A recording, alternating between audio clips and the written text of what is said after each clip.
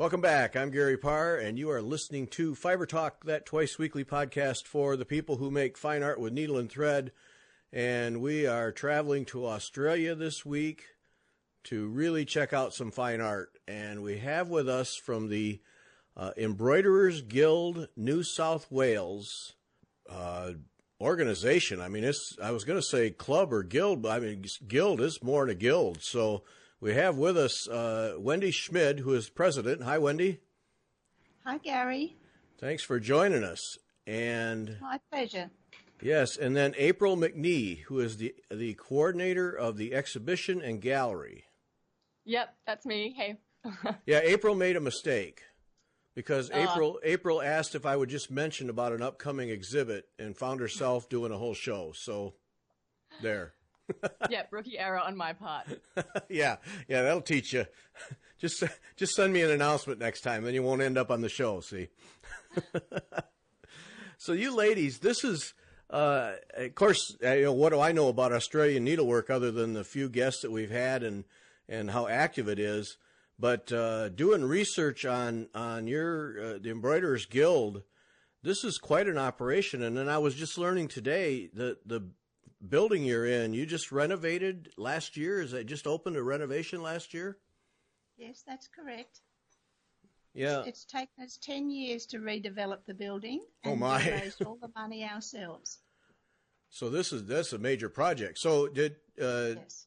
And you lived in the building all the time, or was it? No. It was a 100-year-old building that needed safe stairs and safe doors and exits. So we had the local council saying we had to fix it, and we had clever members who knew how to not just fix it, but to give us more. Oh. Well, from the pictures, it sure looks beautiful. It is beautiful, and it's lovely to be in it. Yeah. So that was, I didn't note the month, early last year that you were able to occupy? We moved in December 2017. Okay. Well, that was our first exhibition. We had a hasty 2 weeks move-in November, and the first exhibition started on the 1st of December. Yeah, that hasty, that'd be a good word. Efficient. It's called teamwork, and the builders were 6 months late. Oh, my. Well, that always happens, yeah. That's fantastic. So this building, so you have galleries, and it sounds like you have what the threaded needle is a store, or effectively a store, and a library. I mean, tell about what all you have in this building. Yeah, so we've got a library. We're actually sitting in the library at the minute. It's a specialist textile art sort of library collection.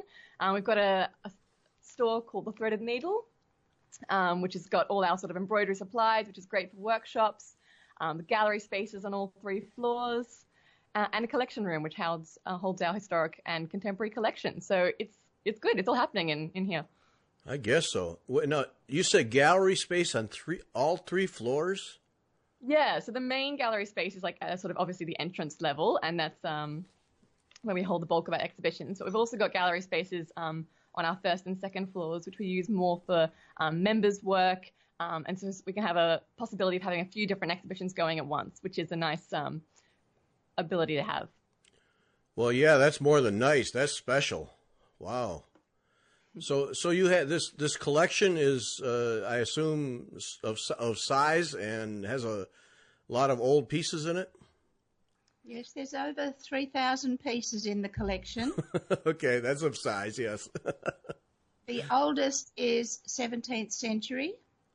And we represent every textile, every technique, every type of design over all those periods of time. And there's a lot of contemporary work still being added. And is this all Australian needlework or? No.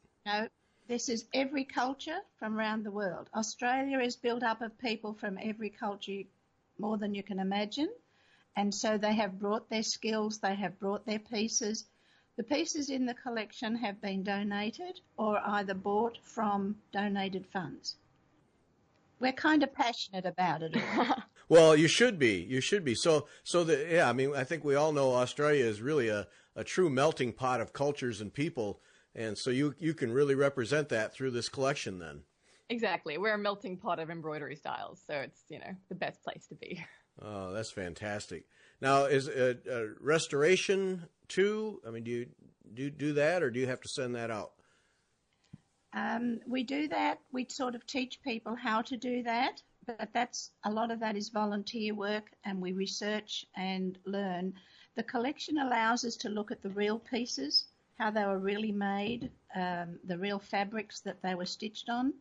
And so if we want to recreate or learn those traditional techniques, this is why we use the collection.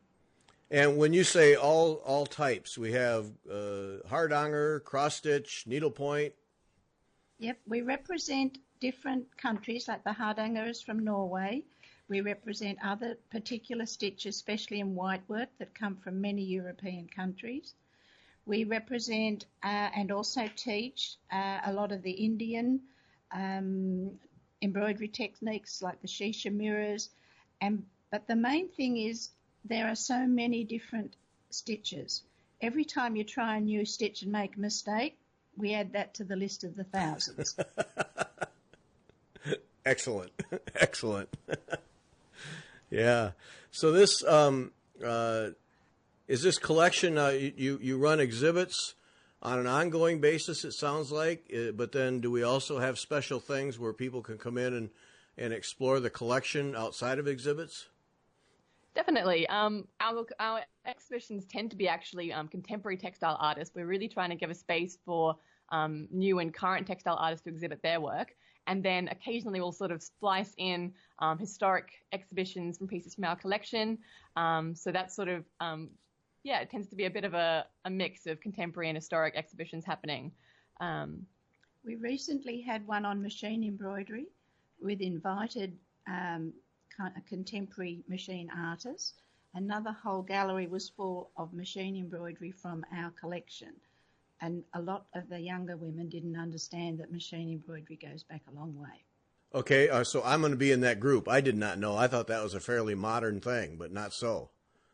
No. As soon as there's a machine, as soon as there's a new needle, somebody's off playing with it. Yep, that's a probably true statement. Yep, no doubt about it. Yeah, that. So you said, April, you were telling me that you guys are in your grubby clothes because you're hanging an exhibition right now. Or we today. are hanging an exhibition. Yes. So in December, January, we have our tutors all put in a piece to exhibit. We've got a lot of qualified guild tutors that run a lot of our courses and workshops. But we've also got, we run a lot of courses as well. So we've got currently an exhibition from the Creative Correspondence course, which is a needlework course you can do by correspondence. We've also got the Introduction to Embroidery students' work and the Contemporary Stitch and Design. So we've got a whole bunch of exhibitions happening at the moment, and it gives you a sort of taste of what the course would look like, so people can all sign up at the moment and then commit for the next year or however long they want to do the course for. So it's been a fun exhibition. So this is really an excellent way to keep your members active then, is by participating in these exhibits. Yeah, that's really important to members. Embroidery can be a very quiet thing. It can be a very lonely thing. And so our workshop rooms are also used for social groups, and the exhibiting through all sorts of different reasons for exhibiting seems to make a big difference to a lot of people. And April, you're responsible for coordinating all this.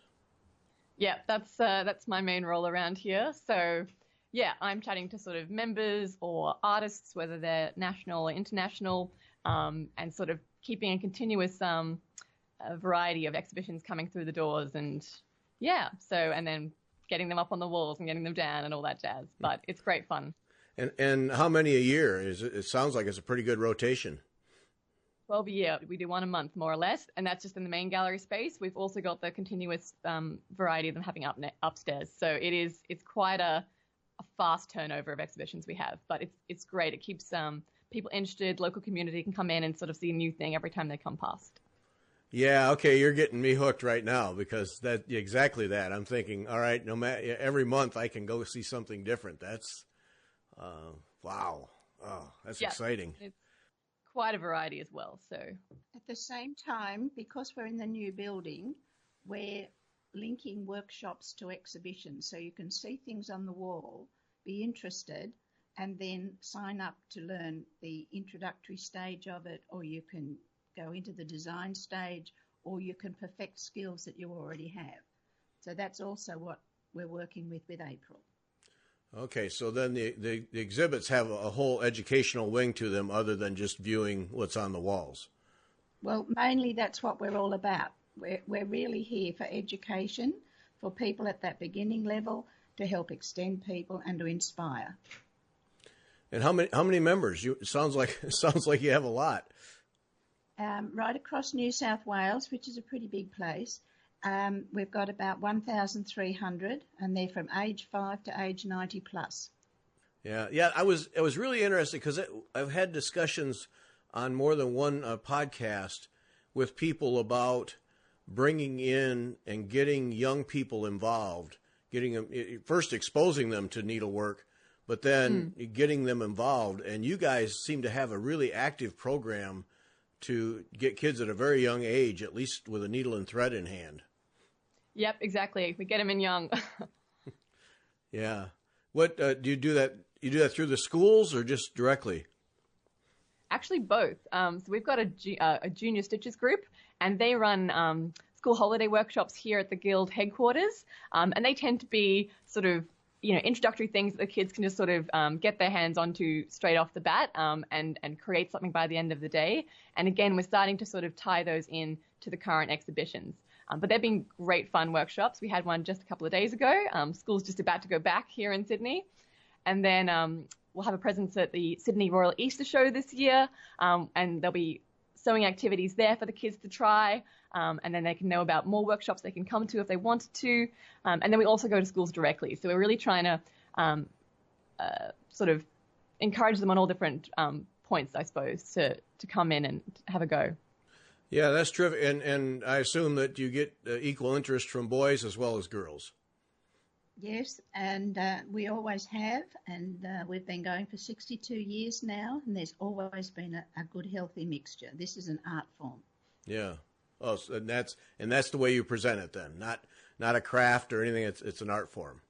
Well, we work on that, not the European way. We work on that the Asian way. The Asian way of thinking craft and art all live together. You have to be really good at your craft for it to become art. I'm hanging on to that one. That's good.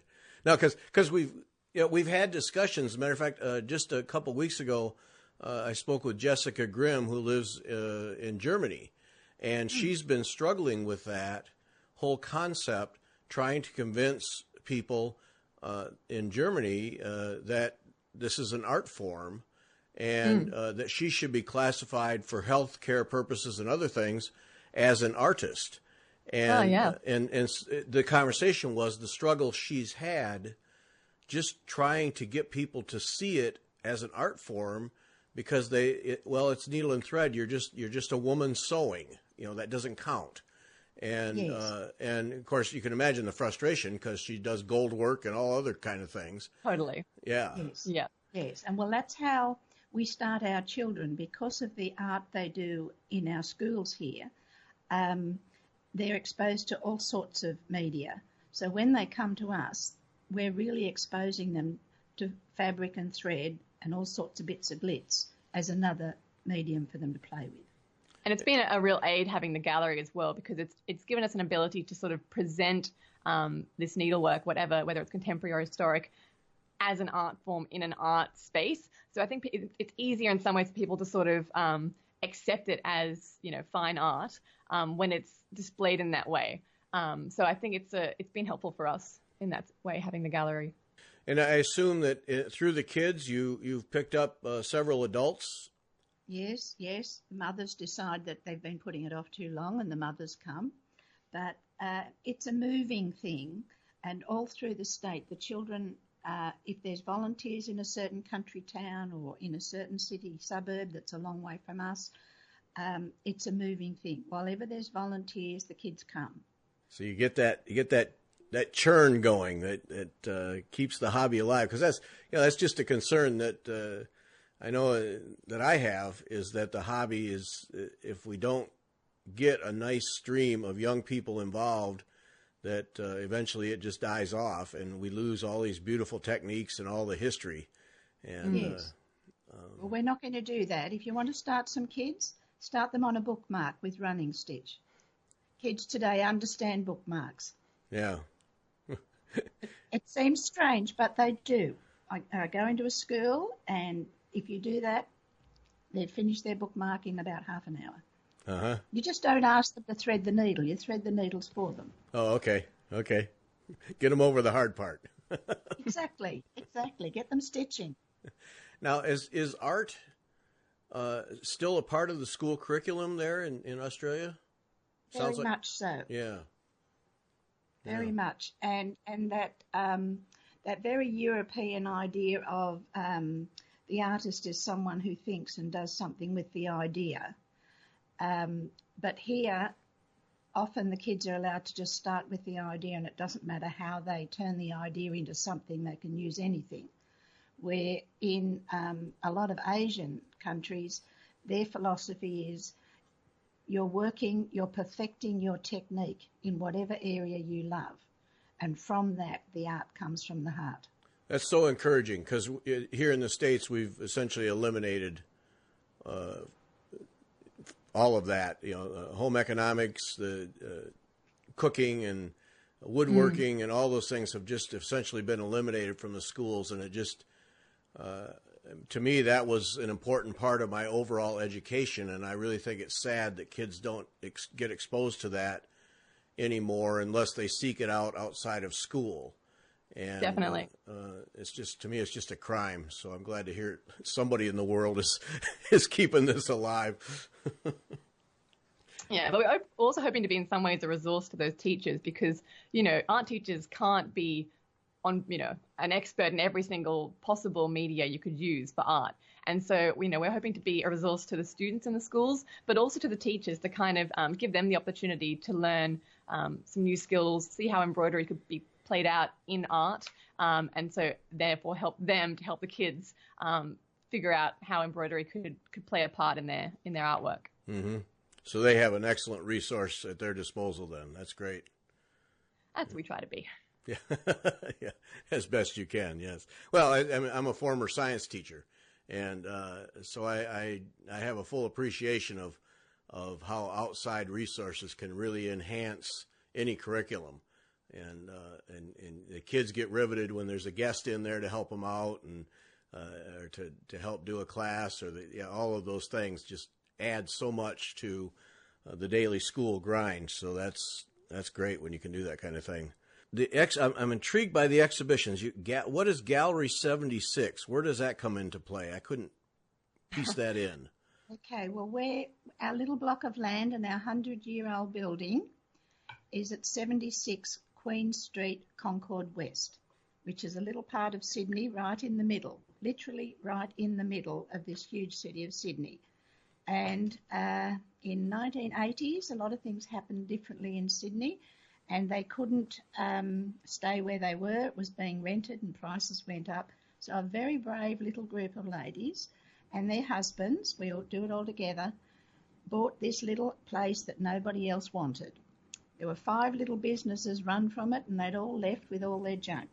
So that they got together and they put it all together. There was even a Coca-Cola machine we had to get rid of. So over the years, they fixed it, and then early in 2000, we got a letter from the council to say our 100-year-old stairs weren't safe, our front door wasn't safe, and we had to fix something.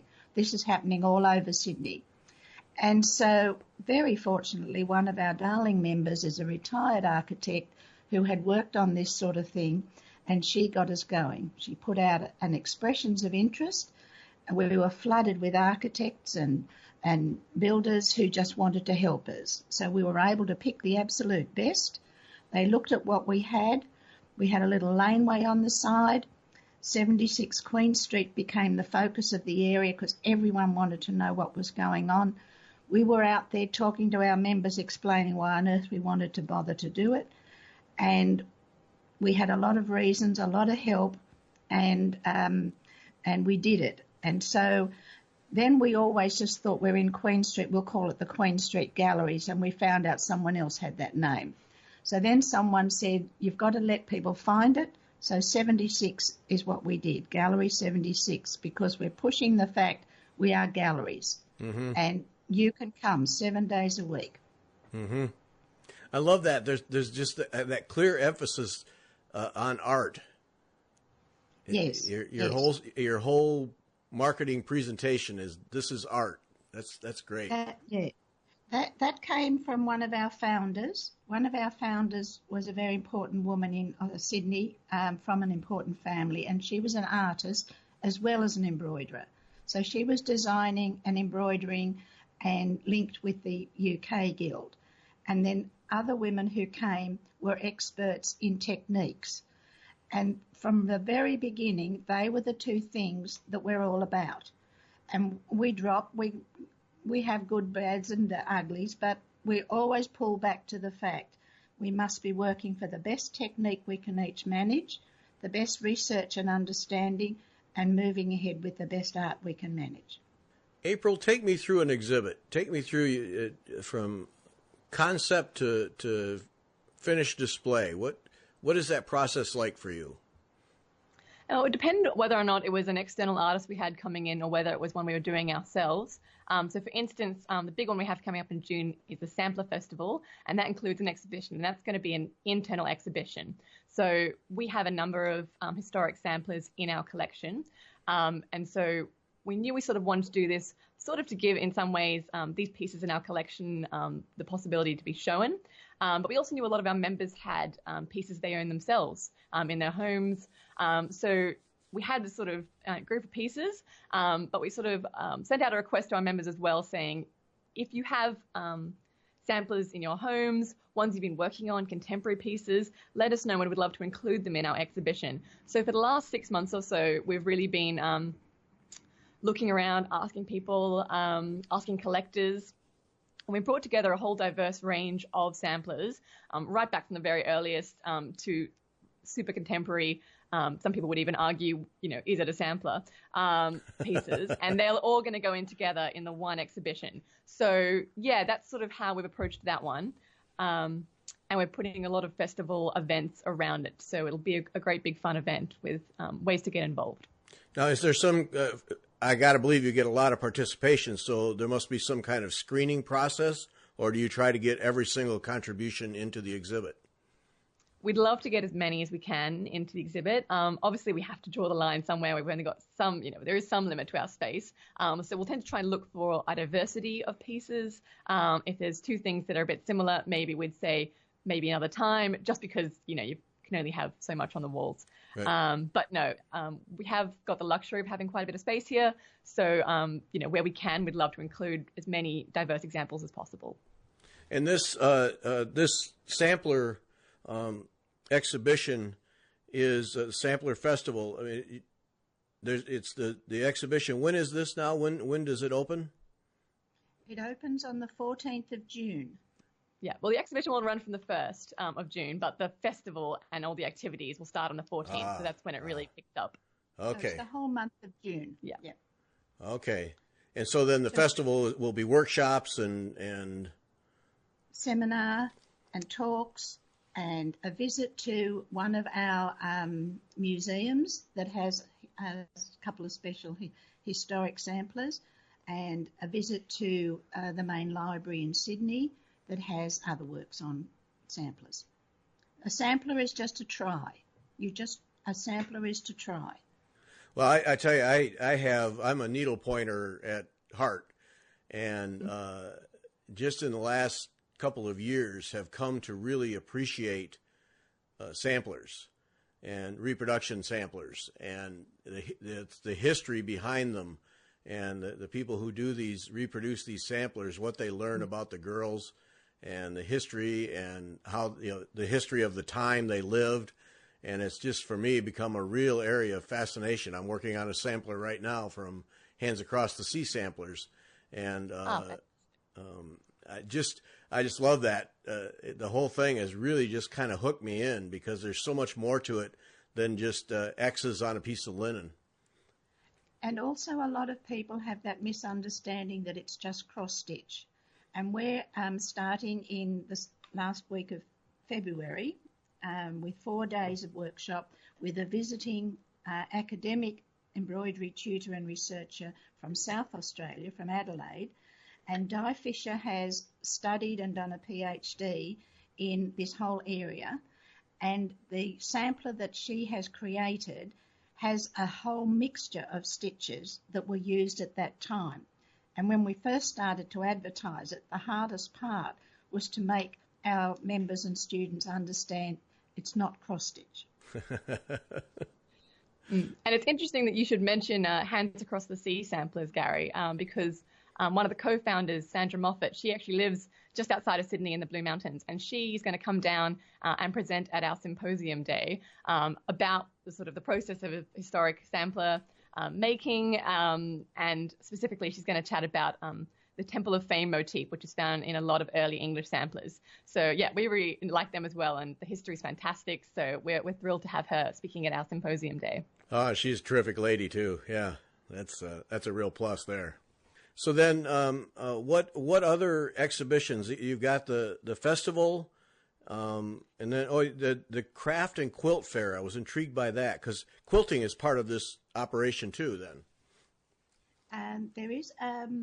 there are Australian Quilters Guilds. There's a New South Wales Quilters Guild called Quilt New South Wales, and once a year in June, there's a big event organised that they exhibit at.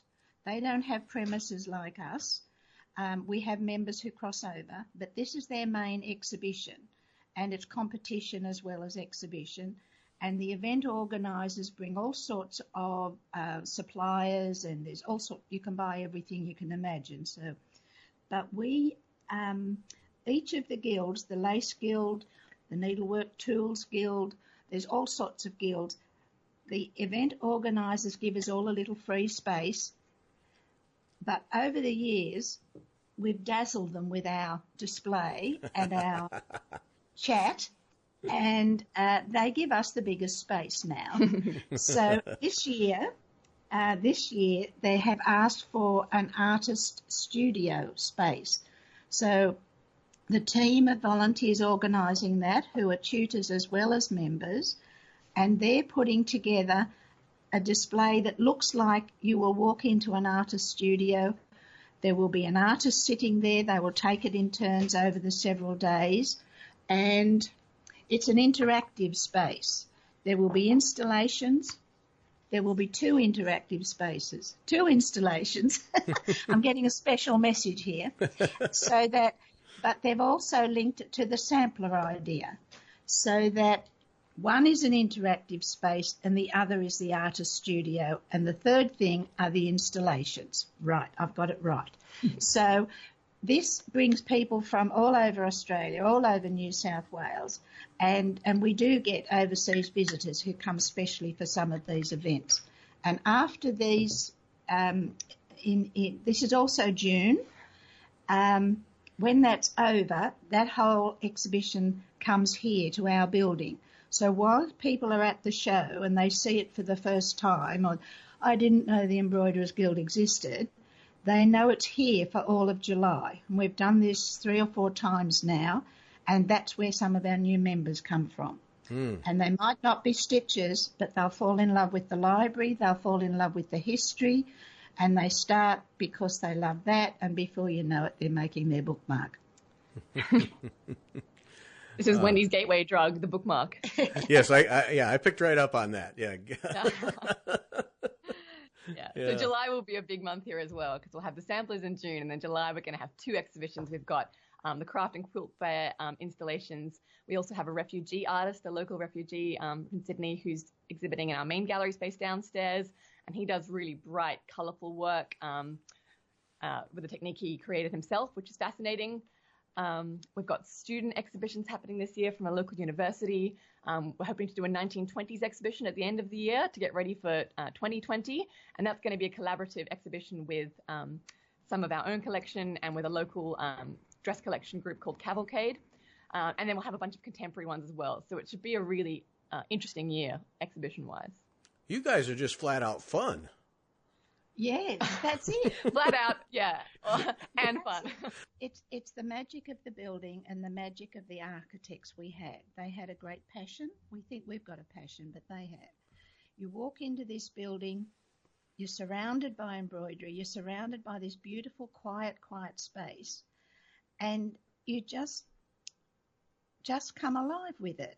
And you see the art, you just feel right, you come to the library, you just want to be part of it. What's a typical day? I'm sure there's no typical day, but what is a day like there in the building? I mean, do you have people coming in and out and stitching, using the library? What's that like? Yep. There'll be social groups in one of the workshops. There'll be a tutor with people in another workshop teaching a planned lesson.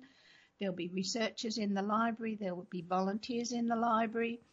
There'll be a tutor collecting books ready for her classes. Almost every workshop, the tutors take books from the library, pieces from the collection, and that helps the students understand how much more there is here on offer. It's up to you to use it. On Saturday, the first Saturday of the month, and this being February, the beginning of our year, will be an exciting day. The Introduction to Embroidery Year 1 people start. They're taken on a tour of the building.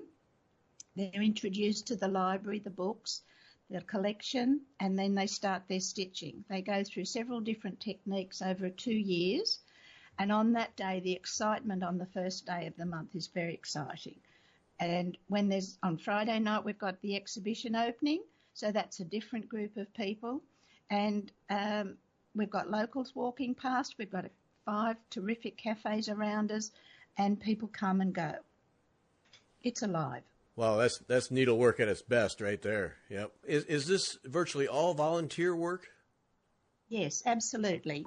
April is a 3-day paid employee. Janet, our admin officer, she's 5 days. Everything else is volunteer. You're getting a lot done with volunteers. That's a real challenge. That's terrific. It is. Yeah. But embroidery is like that. You know how you don't want it to die. You want it to stay alive. These people want it to stay alive, so they volunteer in all sorts of different ways. We don't even pay for cleaners for the building. That's volunteers too. Oh. This is a 3-level building. Oh, that's tremendous. That's just it's real great. dedication to the cause of embroidery. That's, Yeah. Well, it gives us so much pleasure. We get such a sense of well-being, and every one of us really is a little wounded bird, and embroiderers put it back together. Yes. Yeah, that's a loaded statement right there. There's a lot behind that. Yes. Mm-hmm. Well, and any stitcher understands that. So you guys also, both of you must stitch quite a bit then, or at least try to? I'd say try to in my case, successfully in Wendy's case. I'm very much an amateur stitcher still, Gary. So April has come to us from the museum, the exhibiting, the history, and the love of vintage, and we need that. We need that. Yeah. But I'm an appreciator more than a doer. But we need that. We need that fresh set of eyes from that point of view, and she's just been wonderful. I joined the Guild in 1992. That's the year I was born, Wendy. Oh, God. Ouch. I didn't say I wasn't even born. Yes, so I came to an open day in the old building. They'd only been here a little while, and it was their first open day in this building, and they weren't sure anybody would come. And I fell in love with the library. I signed up and became a member straight away.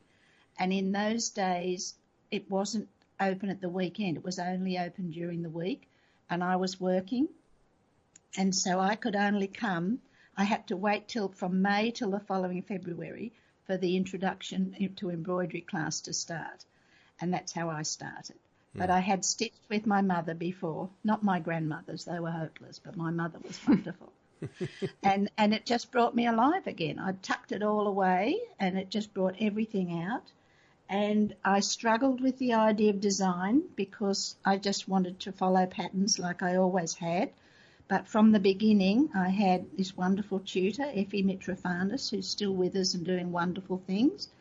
And she just very, very gently found out the bit I was terrified of, colour, and she let me use variegated thread. There we go. There's your out right there. There it is. So gradually they taught me, I was terrified of design, and they taught me just design is what you like. So I now pick up a piece of fabric I like the feel of, thread I like the feel of, and then it tells me which stitch, because I love the multitude of stitches. Mm. And your interest area is surface embroidery? Is that yes, surface embroidery at the moment. Yep. At the moment. At the moment, I love that. At the moment, yeah. Can never tell. Depends on the fabric and thread. But I loved learning all the different techniques that I vaguely knew. But to have a little go, and I made a bookmark in every technique, or a little square in every technique. And I'm very Scottish, see, and don't waste the fabric. So having done all of that, what I discovered was I now know what I'm looking at. If I look at an exhibition, I know what that technique is most of the time. Mm-hmm. So trying everything helped me see. Yeah. You're right, April. That bookmark is I know, right? She's a single-minded woman. Wow. Locked in. Yeah. And I had my go at needlepoint, which I always enjoyed. I have a William Morris needlepoint cushion, and I'm looking at needlepoint books in the library now, and it's a shame you're not here because there's one that I just loved, and I did every stitch from that book, so that was my needlepoint sampler. I love the different, and see, as a scientist and someone who likes maths, and that's the area I sort of came from, needlepoint's very maths and science. And April, you walked in the door and they shoved a needle in your hand and a piece for a bookmark, really, you know. No, I was, you know, I've always liked stitching. My grandmother did teach me, and as a kid, I would always be like, you know, Nanny, I want to do another sewing project. I want to sew something. So I'd be doing lots of little pieces, you know. And then my mother sews as well. She's an embroiderer and a quilter. But my sort of, I suppose, love of it all came from the history side of it. So I work in museums and galleries, and I work with historic dress collections, or I have. And so I loved seeing the original pieces and, you know, gold work on 16th century cloaks or embroider on 18th century waistcoats. And I just thought this is the most gorgeous thing. And so when I walked in and saw all the amazing pieces here, I just fell in love with it. And I've got to say, being in this space has really encouraged me to try embroidery again, to pick up a needle, because it really is quite an inspirational space in that respect. So I will step forward from my current level of amateurism and and what technique is your amateurism working on? Is my amateurism working on? Again, I've done some bookmarks with Wendy, so I tend to sort of. I think we knew that, April. I think we had that.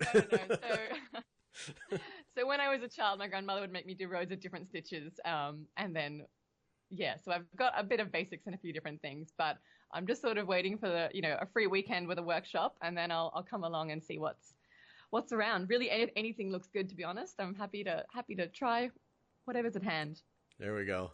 That whole dress, antique dress thing is interesting. I had, and of course now I'm not going to remember her name, the curator at Winterthur.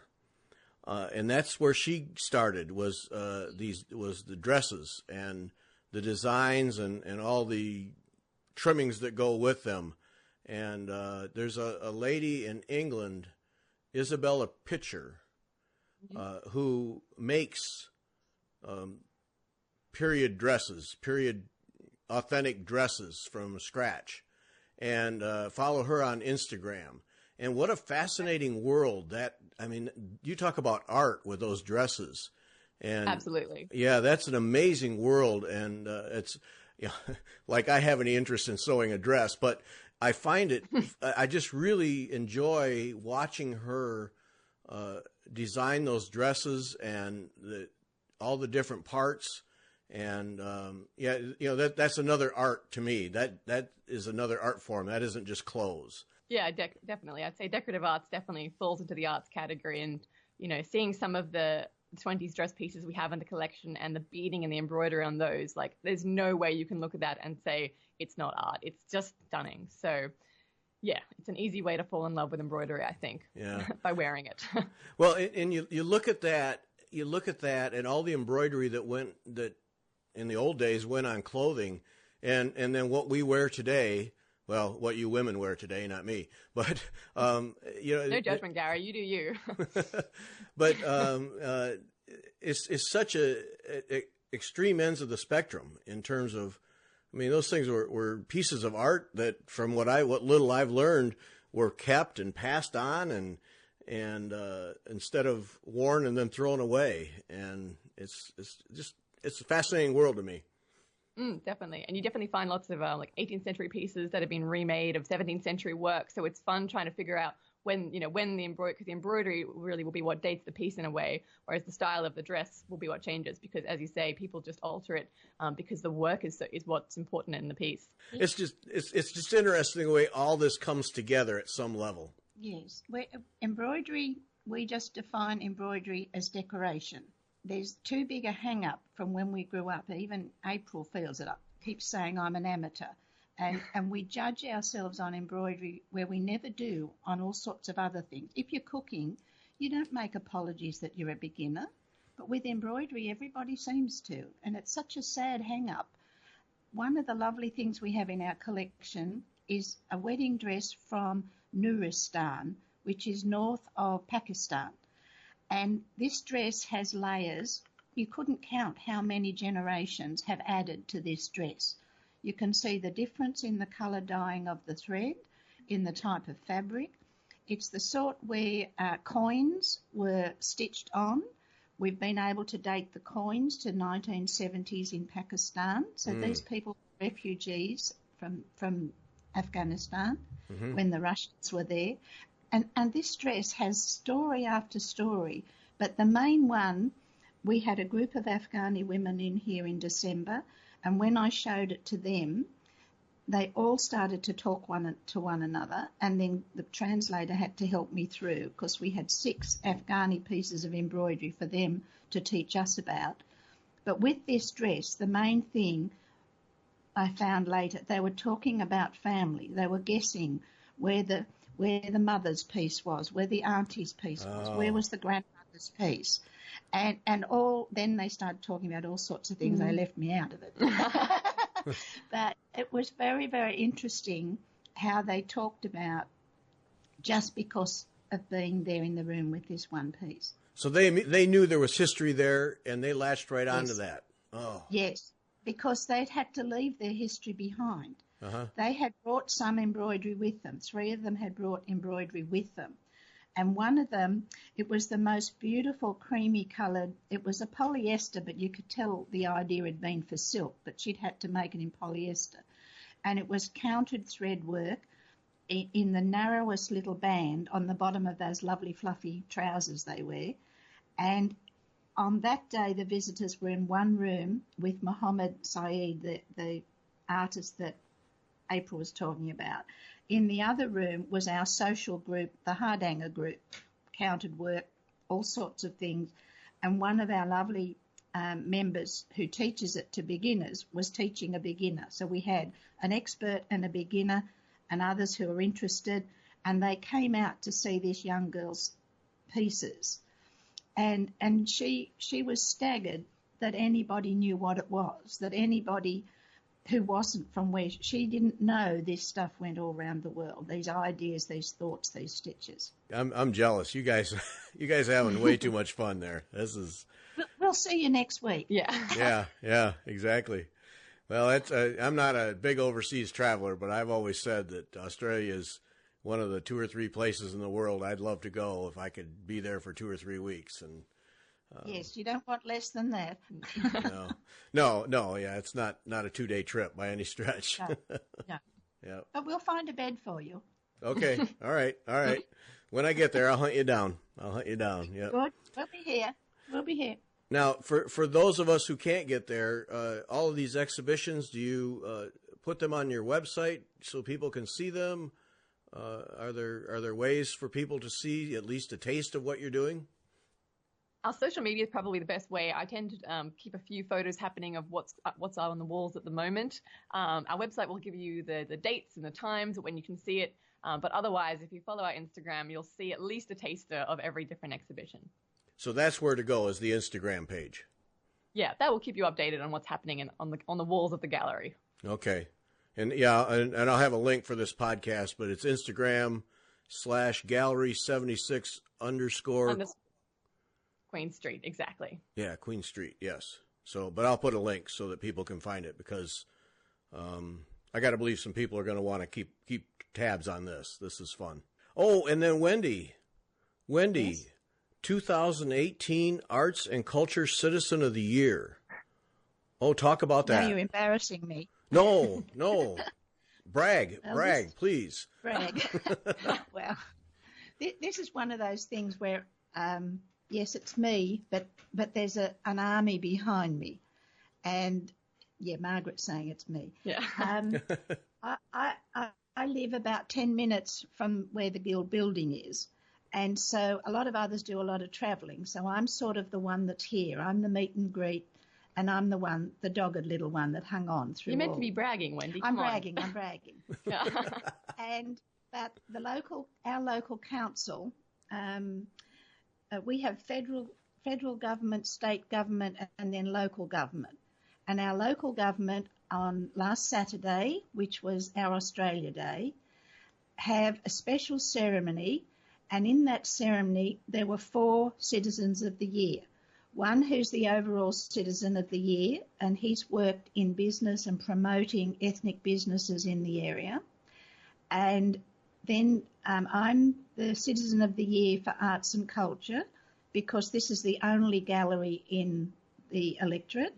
This is the only public one, and this is the only one with art welcoming people 7 days a week. And the fact that we're a headquarters for all of New South Wales. That matters. Then there was a young Citizen of the Year and a sports Citizen of the Year. So there were 4 of us. Mm-hmm. Then the rest of the ceremony was about 30 wonderful people from about 25 different countries who became citizens of Australia on that day and took their oath. Oh. So part of what... Oh, how neat is that? Oh, that's terrific. Yeah. Yeah, so it was part of being something very important to us all and very big to us all. And within that, the Mayor spoke about the people who choose to be Australian and the ones who were born here, and talked about that, linked it in this area, and then he linked the fact that these people were now part of this area and encouraged them to become part of things, and told the story of what the 4 Citizens of the Year had been part of and how these people were welcome to be part of that. Mm. Yeah. Oh, that's nice. I think embroidery is such an obvious tool for that in a way, because as Wendy's been saying, it's a global thing. We've got Chinese and Norwegian and Middle Eastern, and it's just something that brings everyone together, which is great in a multicultural country like Australia. Yeah. And I just love that I can just tell that the multicultural thing is just absolutely a part of the fabric of what you guys are doing. And that's very nice. Applause for that. You can see it in the library. There are books on every technique from every country and every culture, and all of those differences are there. There are books on the fashion from all those different places.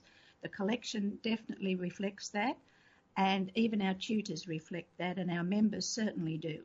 But while we were trying to raise the money for this, we had to prove that this funny little old building we had could stay open at night, could stay open at the weekend, and could have events. So instead of just what we used to call a room display, and members took turns to put their work up from different groups, we started having specific exhibitions. So we had an exhibition of the embroidery from the Netherlands and brought together all the members in the community. Another month we had Chinese, another month we had Indian, we had people from Ukraine, Italian, Greek, And every time we did these, we brought in other members, other people knew who we were. They showed their embroidery to us. Often they donated. And so it just grew and grew. So when we first moved in last year, we had to prove very quickly that we were a gallery for textiles. So each exhibition last year was something that brought a whole bunch of people. And all sorts of contemporary to say, we don't just make doilies. And then this year, that rattled a few people because it was pretty contemporary.